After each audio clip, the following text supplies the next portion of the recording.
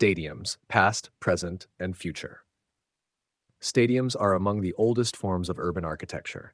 Vast stadiums where the public could watch sporting events were at the center of Western city life as far back as the ancient Greek and Roman empires, well before the construction of the great medieval cathedrals and the grand 19th and 20th century railway stations, which dominated urban skylines in later eras.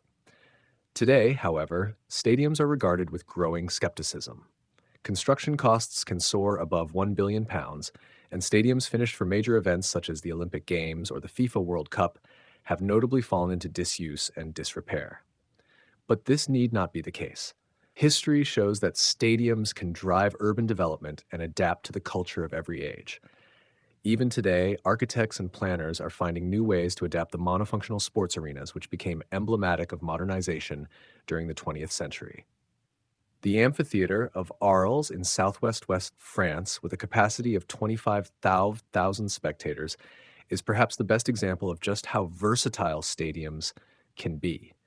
Built by the Romans in 90 AD, it became a fortress with 4 towers after the 5th century, and was then transformed into a village containing more than 200 houses. With the growing interest in conservation during the 19th century, it was converted back into an arena for the staging of bullfights, thereby returning the structure to its original use as a venue for public spectacles. Another example is the imposing arena of Verona in northern Italy, with space for 30,000 spectators, which was built 60 years before the Arles Amphitheater and 40 years before Rome's famous Colosseum. It has endured the centuries and is currently considered one of the world's prime sites for opera, thanks to its outstanding acoustics. The area in the center of the Italian town of Lucca, known as the Piazza dell'Anfiteatro, is yet another impressive example of an amphitheater becoming absorbed into the fabric of the city. The site evolved in a similar way to Arles and was progressively filled with buildings from the Middle Ages until the 19th century, variously used as houses, a salt depot, and a prison. But rather than reverting to an arena, it became a market square, designed by Romanticist architect Lorenzo Nautolini. Today, the ruins of the amphitheater remain embedded in the various shops and residences surrounding the public square. There are many similarities between modern stadiums and the ancient amphitheaters intended for games, but some of the flexibility was lost at the beginning of the 20th century as stadiums were developed using new products such as steel and reinforced concrete and made use of bright lights for nighttime matches. Many such stadiums are situated in suburban areas, designed for sporting use only and surrounded by parking lots.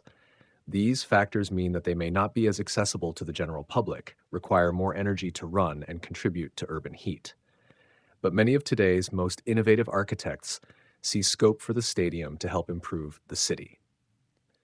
Among the current strategies, 2 seem to be having particular success: the stadium as an urban hub and as a power plant. There's a growing trend for stadiums to be equipped with public spaces and services that serve a function beyond sport, such as hotels, retail outlets, conference centers, restaurants and bars, children's playgrounds, and green space. Creating mixed-use developments such as this reinforces compactness and multifunctionality, making more efficient use of land and helping to regenerate urban spaces. This opens the space up to families and a wider cross-section of society, instead of catering only to sports people and supporters. There have been many examples of this in the UK. The mixed-use facilities at Wembley and Old Trafford have become a blueprint for many other stadiums in the world. The phenomenon of stadiums as power stations has arisen from the idea that energy problems can be overcome by integrating interconnected buildings by means of a smart grid, which is an electricity supply network that uses digital communications technology to detect and react to local changes in usage without significant energy losses. Stadiums are ideal for these purposes because their canopies have a large surface area for fitting photovoltaic panels and rise high enough, more than 40 meters, to make use of micro wind turbines. Freiburg-Mage Solar Stadium in Germany is the first of a new wave of stadiums as power plants, which also includes the Amsterdam Arena and the Kaohsiung Stadium. The latter, inaugurated in 2009, has 8,844 photovoltaic panels producing up to 1.14 gigawatt hours of electricity annually. This reduces the annual output of carbon dioxide by 660 tons and supplies up to 80% of the surrounding area when the stadium is not in use.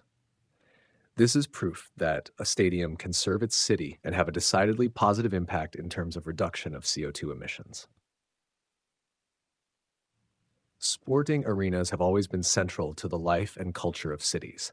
In every era, the stadium has acquired new value and uses, from military fortress to residential village, public space to theater, and most recently a field for experimentation in advanced engineering.